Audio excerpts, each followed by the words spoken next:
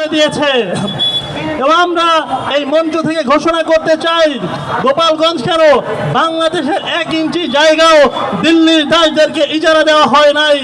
এই পল্টনে, এই রাজশাহী, ফরিদপুর, খুলনা, সারা দেশে যেইভাবে বাংলাদেশের যেই কোনো সংগঠন সভা সমাবেশ করার অধিকার রাখে, একইভাবে গোপালগঞ্জেও এনসিপি সহ ফ্যাসিবাদ বিরোধী যে কোনো সংগঠন, যে কোনো শক্তি একই রকম সমাবেশ করার অধিকার রাখে।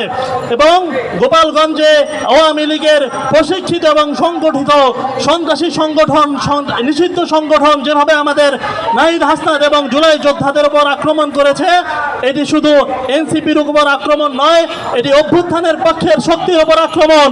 এবং এই মঞ্চ থেকে আমরা হুঁশিয়ারি করে দিতে চাই, প্রশাসনের মধ্যে যারা বিগত স্বৈরাচারের দালালি এখনো করার ইচ্ছা পোষণ করে, বেনজির হারুন যেই পথে পালিয়েছে, প্রশাসনের মধ্যে কেউ যদি ওই রকম থাকে, তোমাদেরকে ওই পথেই পালাতে হবে।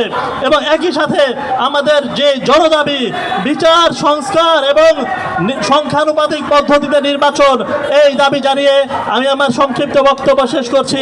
ইনকিলাব জিন্দাবাদ, মুজিববাদ মুর্দাবাদ।